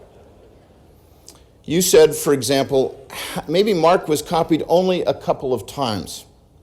That kind of a scenario for the copying of these manuscripts is absolutely vital for you to come up with the idea that the manuscripts could have been changed multiple times before we get to any of our copies at all. And yet we see that Paul asks that his letters get circulated to various churches, and so people were making copies of his letters. We see that Matthew and Luke both used Mark. And consequently, it must have been copied a couple of times, at least, just for them to use it. It's rather doubtful to suppose that these books, most of them, probably even some of them, were not copied multiple times from the original manuscript itself. In your book, Misquoting Jesus, you said that 1 Thessalonians may have been read so many times that it simply wore out and deteriorated. You didn't say that it could have been read and copied so many times that it wore out and deteriorated. So I give my evidence again. It is not proof. And I'm not the one who says that I know something. You're the one who says that you know that you can't know. I'm the one who's saying, I think we have probability on our side. And we have good reason to come to grips with this. And you can compare this with the Greco-Roman literature and recognize that the New Testament itself is in much, much better shape than those other documents in terms of giving us what the text of the church believed in. And then you have the early church apostolic fathers and other groups that write about this stuff, and the patristic writers that are commenting on the text, early versions, some of which go back to the 2nd or 3rd century, and then they take on a life of their own that's no longer intersecting with the Greek text. Those become, in a sense, an early manuscript that we can look at. One of the problems you've got in your presentation, I think, is you want to say we don't know what the errors were that were created. It went all over the map. Well, if it went all over the map, we would have such incredible chaos. How in the world could those manuscripts have been utterly destroyed so that all we have left are those that seem to fit into orthodoxy as far as what you even confessed, that no essential belief of the Christian faith is affected by any of our extant manuscripts? You also said the earliest scribes made a number of mistakes in their copies and that they were, in fact, the worst scribes we have. I'd like to ask you how you know that. Our earliest scribes, we have as many as 12 manuscripts from the 2nd century. And by the way, you asked about how many we have in terms of a multiplicity of that, and you've asked before, what's my basis for that information? The Kurzgefasste Liste says that there are 10 manuscripts from the 2nd century or on the cusp of the 2nd and 3rd century. And Eldon Epp, in one of his recent articles, actually added one more. He went to 11. I've looked at what T.C. Skeet has said about some of these things. Comfort and Barrett, I think they go way too liberal in terms of giving an early date for the manuscripts, but I've added one more. My number is less than what many people would have. It's one more than what Eldon Epp has. And it's 13 more than what he has through the 4th century. 124 manuscripts I've got, he's got 111. Now, you talk about these early scribes not being literary scribes, not being trained scribes, and then you talk about the ones who are trained, which are in the Middle Ages. That is certainly true. But so is the scribe of Sinaiticus in the 4th century. So is the scribe of Vaticanus in the 4th century. In fact, so is the scribe of P66 in the 2nd century. And that scribe did his work, according to E.C. Caldwell, in a scriptorium where his primary concern was to make pretty letters. He made a lot of mistakes. There's another manuscript that's almost as old as that, P75, that we know was not produced in a scriptorium, not by a professional scribe. It looks like chicken scratches almost. It's legible, but it's certainly not pretty. But that scribe copied out his manuscript one letter at a time. And you and Dr. Metzger both said that P75 and B together attest to a very early tradition, a very ancient tradition. So what I am saying about what I probably know, not certainly know, is what you and Dr. Metzger said in 2005 in the 4th edition of the text of the New Testament. The other thing, though, on these early scribes is that P75 was written in what's called a documentary hand. A scribe who writes in a documentary hand means that he's not trained to be a literary scribe copying literature, but he is trained to be a bureaucrat, a CPA, a bean counter. Those scribes were meticulous, and one of the great pieces of evidence to demonstrate that our manuscripts come back from these documentary hands is the use of numbers in the manuscripts. We don't see this in the more literary manuscripts. What we see is the numbers spelled out, while as in the documentary hands, they are not spelled out. P75 was written with a documentary hand. He was an untrained scribe, and yet Bart agrees that that's one of the very best manuscripts we have of the New Testament. The last question is, when you speak about these manuscripts and the mistakes that they made, what kinds of mistakes are you talking about? In those early centuries, you said that the mistakes that they made were mistakes that were accidental, not intentional. Those are the easiest mistakes you mentioned to discern. Let me give one example as I wrap up, and that is in one manuscript, John 1:30, it says, has John the Baptist say, after me comes heir. Well, that doesn't make much sense. The Greek word that he miswrote was aner, which means man. After me comes a man. Now that's a nonsense reading, but I think the next scribe would know, hey, this must mean aner, after me comes a man, speaking about Jesus. Now, if you don't believe that Jesus ever existed, you would not call that a nonsense error. After me comes error, Jesus didn't exist as far as you're concerned. But I think it is a nonsense error and easily corrected by the next scribe. Thank you. Thank you.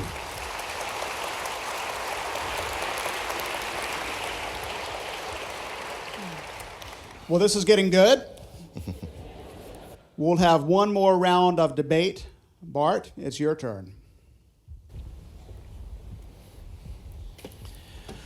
Okay, thank you very much. So,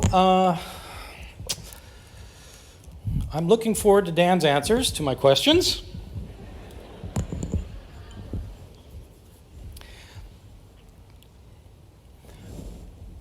Dan raised several questions for me that are they're very good questions, and I certainly want to deal with them. Dan raises the question, how do I know that Mark was only copied a couple of times? That's his first question to me, and I don't know. I don't know whether it was copied twice, or 5 times, or 500 times. I don't know, and neither does Dan. Were the first copies accurate? I don't know, and neither does Dan. Were the copies of those copies accurate? I don't know, and either does Dan. How do we know that the earliest copyists were accurately representing the text that they had in front of them? There is simply no way to know. Dan once again reverts to the fact that our manuscript evidence for the New Testament is so much better than for the Greco-Roman, other Greco-Roman literature. And once again, we're in agreement on this. Yes, we have far more manuscripts for the New Testament than for any other book from the ancient world. Yes. Is that relevant to the question we're talking about tonight? No. The question is, can we trust that we really know what was in the original copies of Mark and the other books of the New Testament?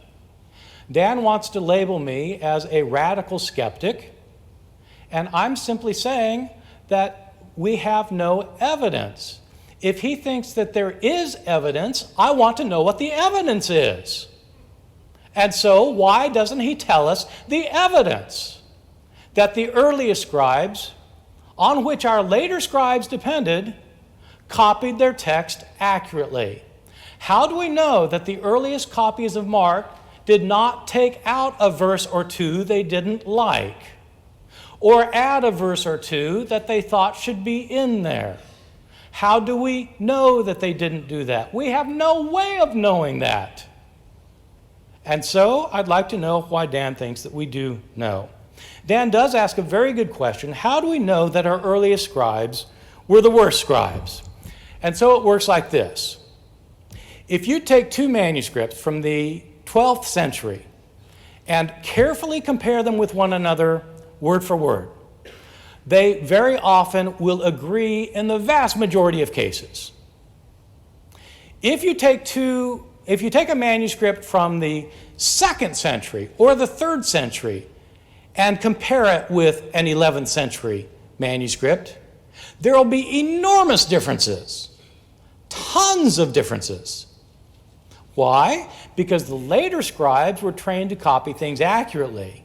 The earlier scribes were not. And not only are the early manuscripts more different than the later ones, and the later ones are from one another, the early manuscripts, when you compare them carefully with one another, word for word, are greatly different from one another. And so Dan mentioned, for example, 2 manuscripts, P66 and P75. They're closely related, with hundreds and hundreds of differences between them.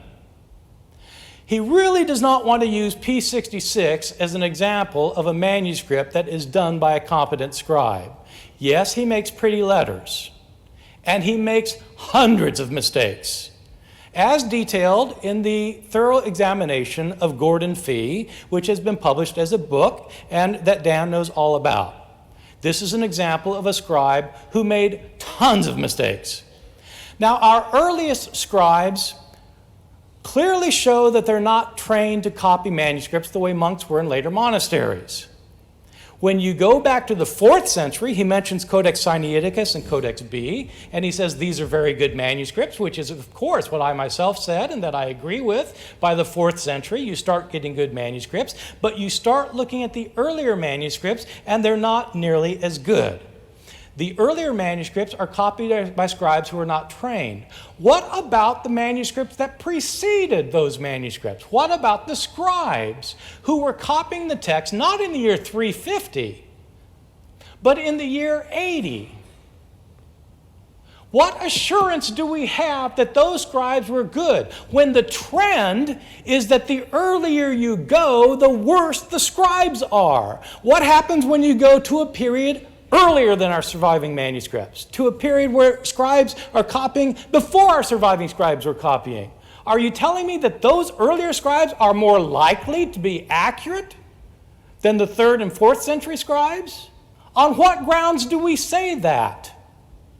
What is the evidence? That's what I'm asking for, is the evidence. Let me try once more with my questions. How do we know, or rather, how does Dan know, that our surviving manuscripts were copied from accurate copies instead of thoroughly erroneous ones? How does he know that? And when Dan says that 99% of our surviving variant readings are insignificant, my second question is, how many variants were created before our surviving manuscripts? And how many of those variant readings were significant?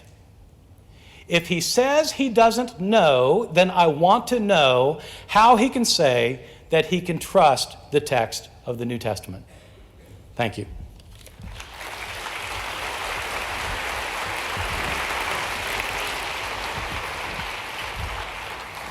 We'll conclude our round of responses with Dan.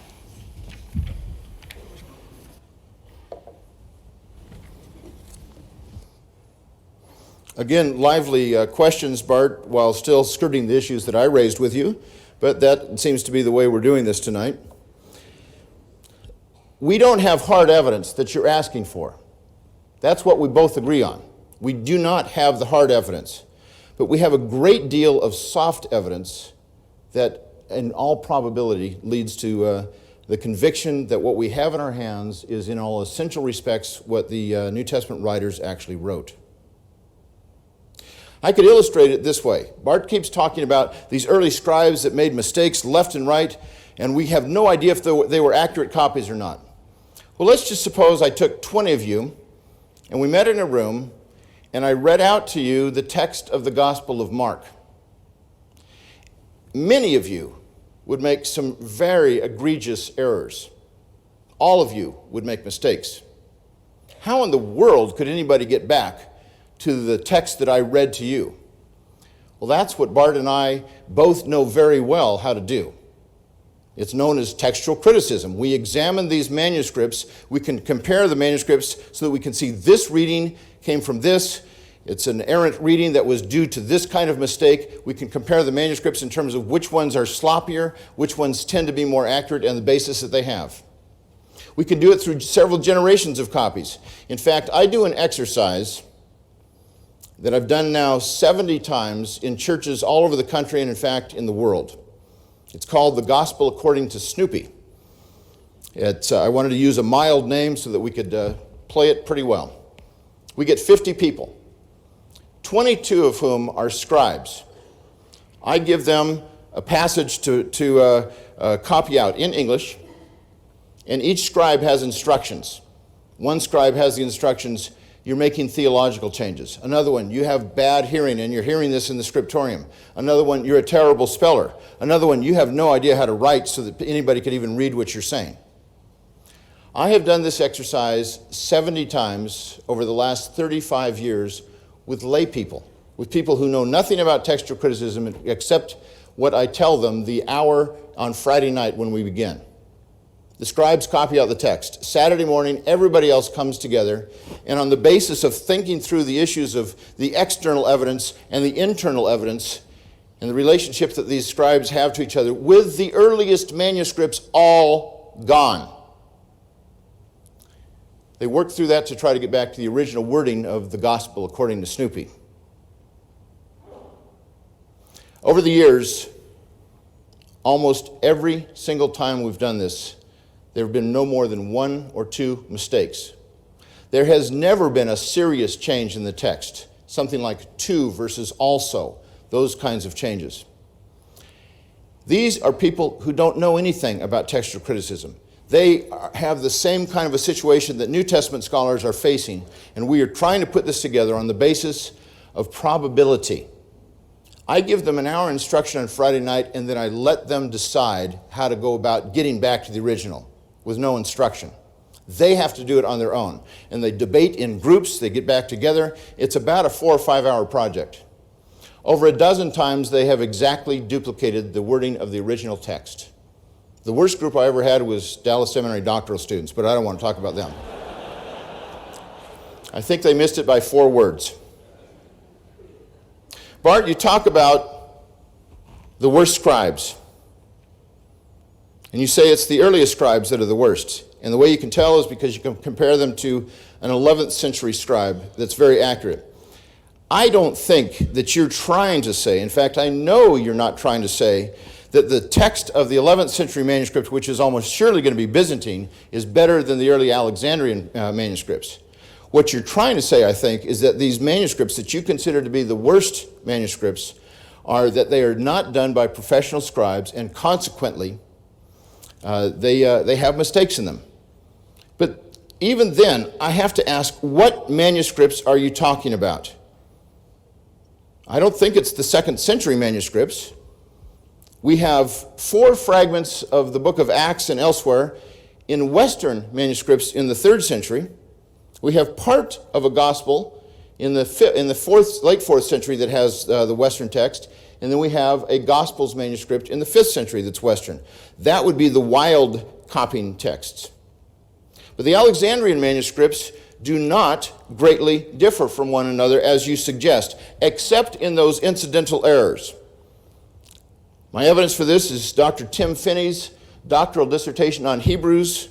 He's from Perth, Australia, and he demonstrated that the early manuscripts have incidental errors for the book of Hebrews. And Barbara Allon, the former director of the Institute for Neue Testamentliche Textforschung in Münster, the flagship Institute for Text Critical Studies, recently wrote an article in which she looked at the early manuscripts for John, and she said they really are very similar to each other, except for the kinds of mistakes that we can determine what's going on. I think that you're trying to suggest, Bart, that out of chaos, we get this order, when the chaos actually of all these manuscripts we possibly could start with would only end up in us having variants where we could get back to the original just exactly as we do today. Thank you.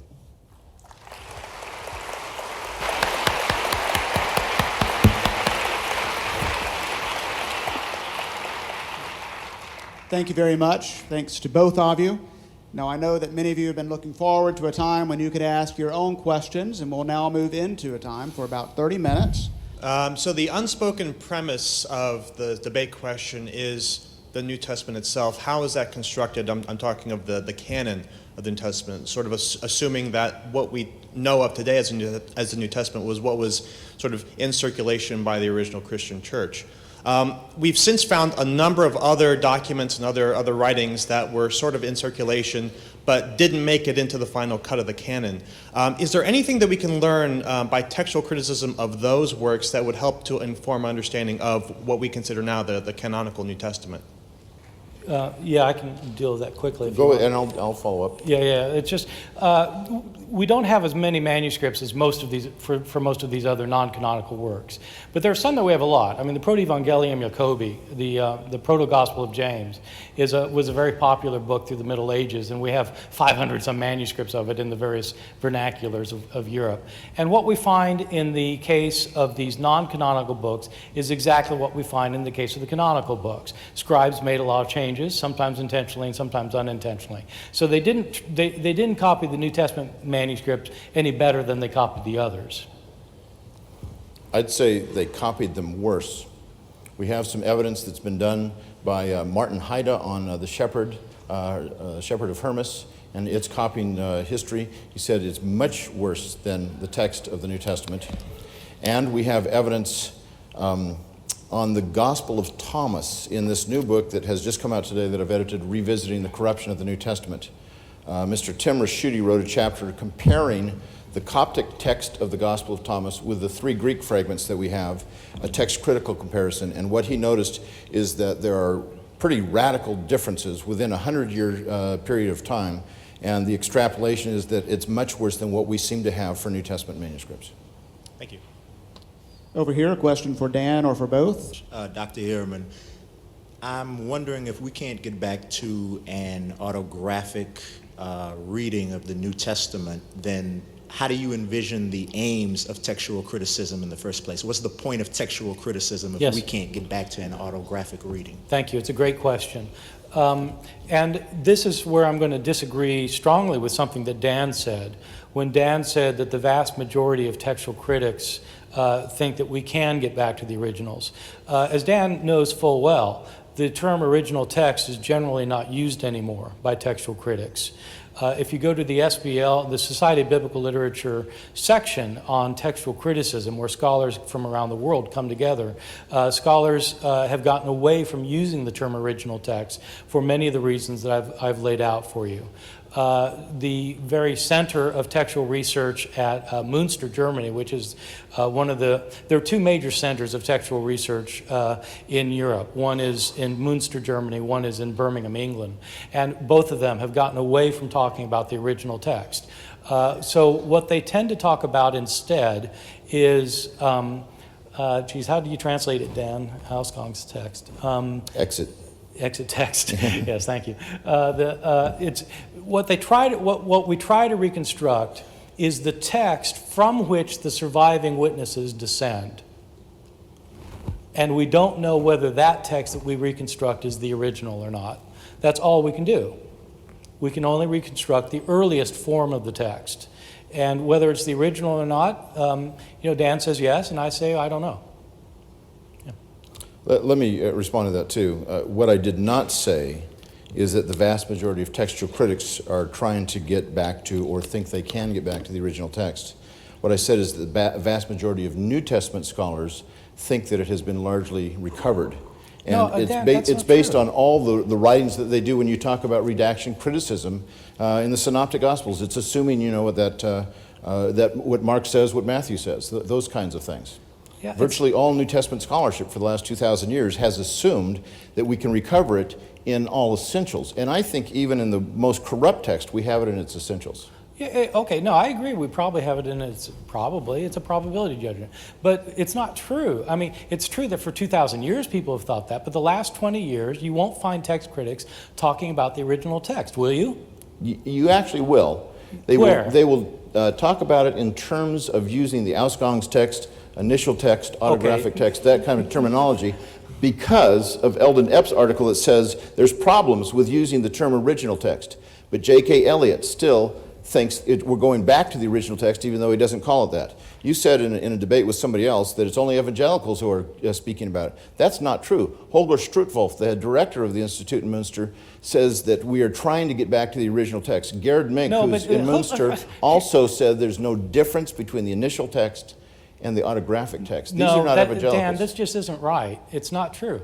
The initial text is not the original text. That's why they started talking about the initial text, because we can't get to the original text. Otherwise, you're saying otherwise that- they would not have changed the language. You know full well, when the Allens first published their book on the text of the New Testament, they used the term original text, and the Allens changed it. They don't talk about the original text anymore, and either did the people at Birmingham or their successors in Munster. They might, for practical purposes, say, well, you know, it's as close as we get to the original, but we don't know whether it's the original. That's why they don't use the term. Have you read what Holger Strutwolf has said about this? Of course, he's not a textual critic, is he? He's the director of the center, though. Yes, he's the director of the center, but he's not a trained textual critic, and he explicitly uses the term Ausgangstext. He doesn't use original text. But he is still assuming that that is the same as what we used to refer to as the original text. No, and Gerhard Mink said the same thing in the colloquium 2 years ago to textual critics, No, which you were not absolutely. able to be at. Well, gentlemen, I'm going to ask you to put this in the form of a question. No, this is why I came tonight, honestly.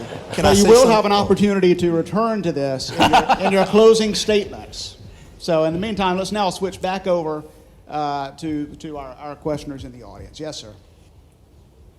So kind of along those same lines, if it's not the case that there was this massive recension at some point trying to get all the manuscripts on the same track, and it's also the case that there was wild copying going on, especially the more wild, why is there so much verbal agreement between Matthew, Mark, and Luke in leading to the synoptic problem?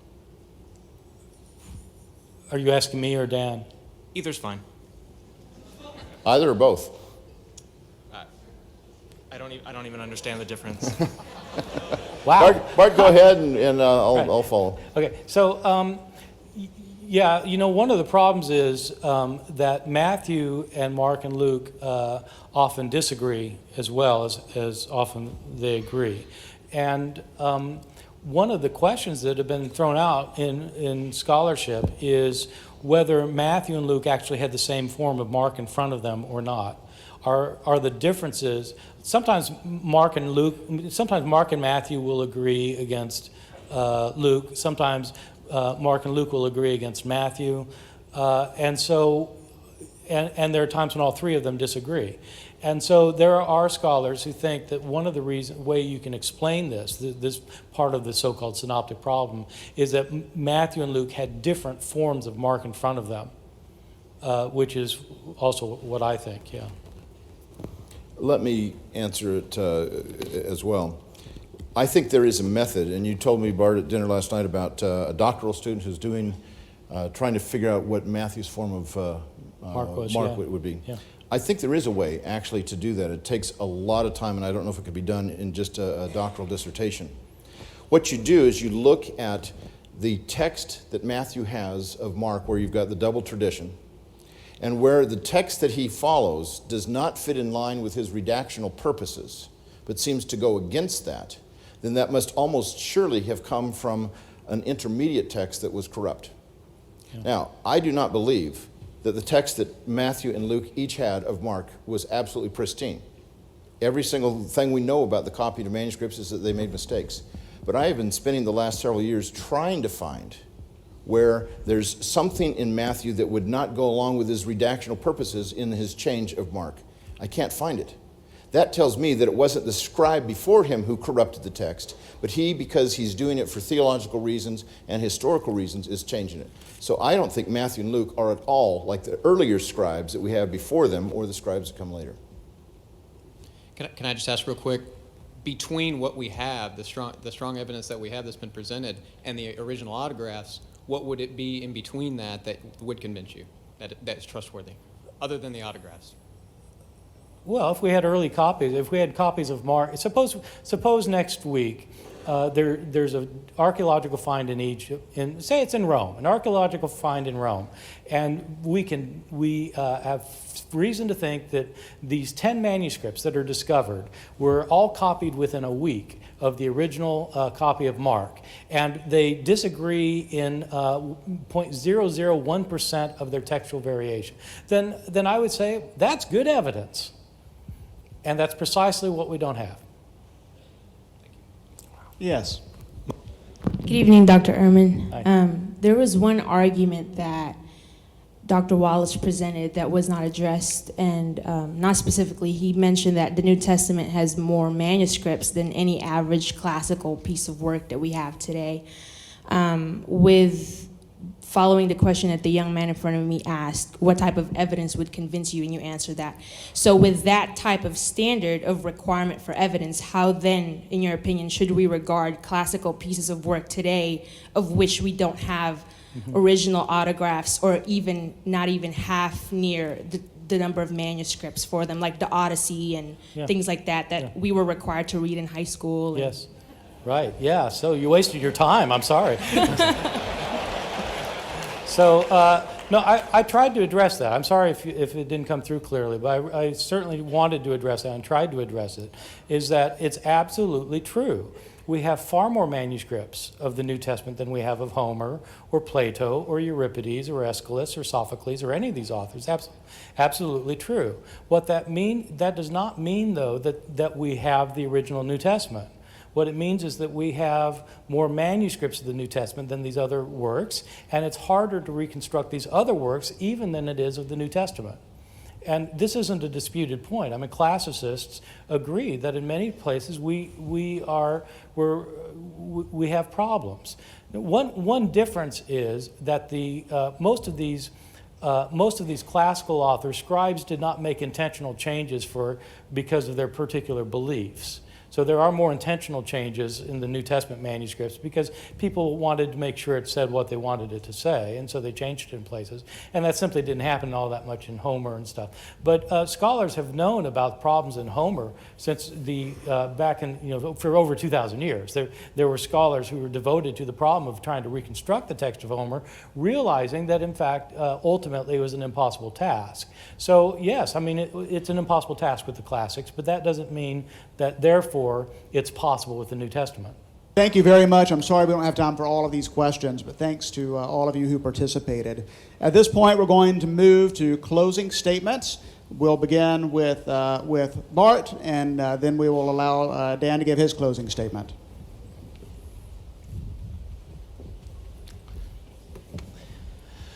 Well, thank you all very much again for being here. This has been a very lively back and forth, and I've enjoyed it very much. I want to say that I am not at the end of the day, I'm not a complete skeptic about the New Testament. I think historians have to weigh probabilities. Is it probable that the Gospel of Mark that we have today is completely unlike anything that Mark really wrote? No, it's not probable. Do we know that it's exactly what Mark wrote? No, we don't know that either. We just don't know. How different is Mark from the original Mark? We don't know. What if it's only 3 or 4% different? Isn't that good enough? Well, it might be good enough for some people, but what if you knew that you could trust your spouse 97% of the time? Is that good enough? With the New Testament, we're often talking about more than 3% or 4%. For example, there are 2 forms of the book of Acts in the manuscript tradition. We have 2 forms of the book of Acts. One manuscript tradition is 12.5% longer than the other. 12.5% longer. We're not talking about 3 or 4% in every instance. Dan himself admits that there are hundreds of places where we don't know. And that's with the evidence that we do have. What do we have with the evidence we don't have? I don't know, and neither does Dan. And you will note that he hasn't answered my questions. Let me try and give an analogy. The topic has to do with whether we can trust the text of the New Testament. And in my view, when it comes to matters of trust, the burden of proof resides with the person who says that we can trust. Give you an analogy. There's a bridge that's built over a mile-high ravine, and a debate is going on over whether a passenger train should pass over the bridge, whether it can in fact bear the weight of a passenger train that has 100 people on board. Do both sides of that debate share the burden of proof? No. In that case, the train's engineer will not take the train onto the bridge until he's convinced that he can trust the weight. In issues of trust, it's the person who says that you can trust who bears the burden of proof. How can we know that the earliest copyists in the first 200 years of copying the New Testament were skilled and careful or good at all?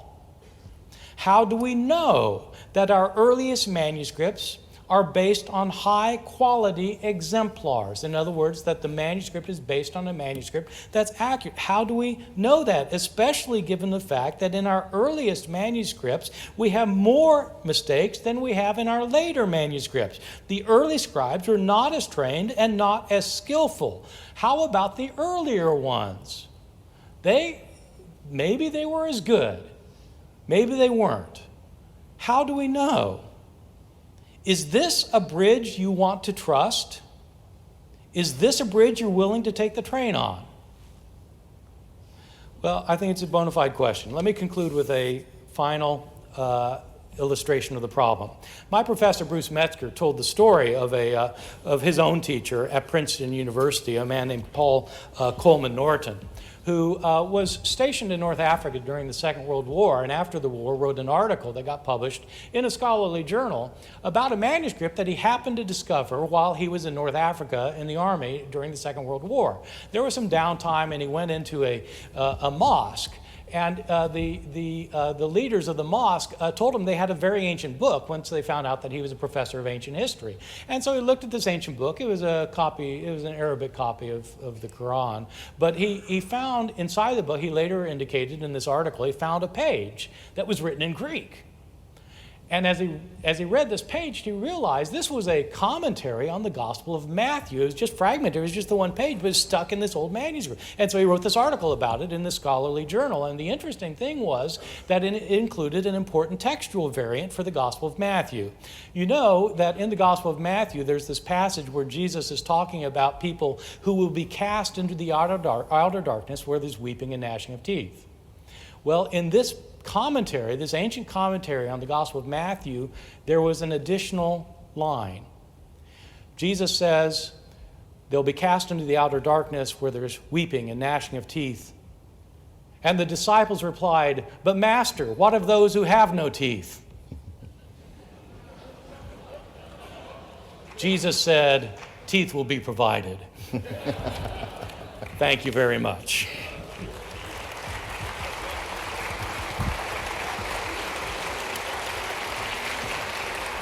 Thank you, Bart. We'll allow Dan to have his concluding comments. That was a great hoax. Great fake manuscript that was produced. Bart gives the illustration of a train, and that the person who argues that you need to trust has the burden of proof. I would argue that all of us are on the mountain road when it comes to thinking about ancient texts. Not just the text of the New Testament, but all of Greco-Roman literature. And if we are going to be extremely skeptical and say we just don't know, then we truly are going back to the Dark Ages, where we know next to nothing about the ancient world and therefore have no background to understand our modern world.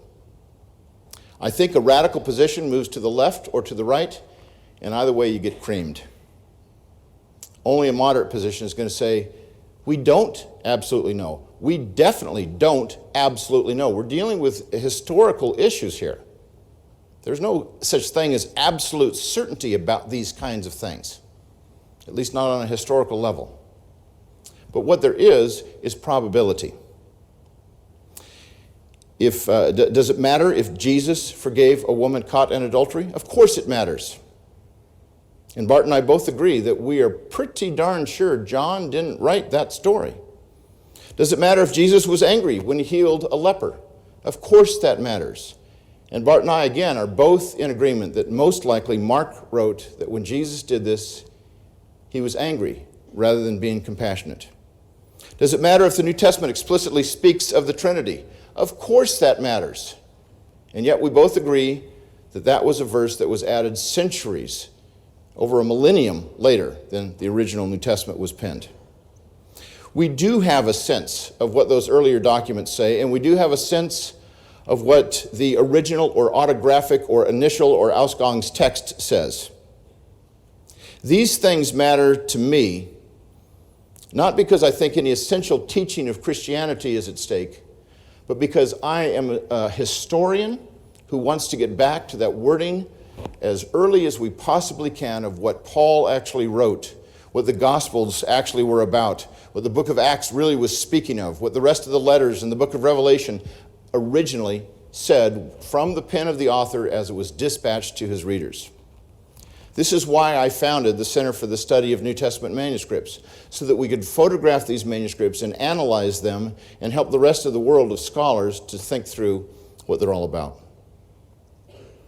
Bart said that historians always base their judgment on probabilities. I would say that's exactly right. We don't do it on the basis of certainties. We don't have those kinds of certainties. But he continues to speak of my view as one of certainty. But that's not true. I have relative certainty about these things, but he seems to be absolutely unsure about them. And yet, at the same time, in his book, Forged, not written 20 years ago, but written this year, he seems to presuppose that he knows what Paul's authentic letters, down to their vocabulary, was about. Now, I'm not judging him for that. I'm simply saying any work that we do outside of textual criticism presupposes, when we're working in the New Testament, it presupposes that we have a pretty darn good idea what the original text actually said. And even in his book, Forged, as well as the rest of his books on the New Testament, he presupposes the same thing, whether he says that or not. I think our task here, and the task for all of you, is to pursue truth at all costs. And I think Bart and I are both sincerely on that pursuit. And I want to thank you for a marvelous, lively, and even very fun evening. Thank you very much.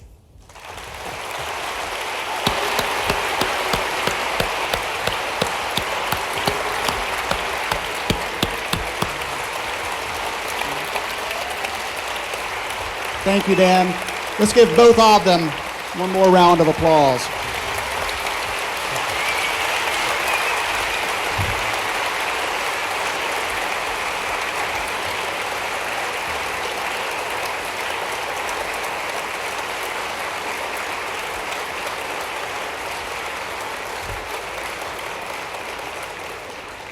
If we can only speak in terms of probability, I think it's highly probable that most people found this to be an extremely stimulating debate.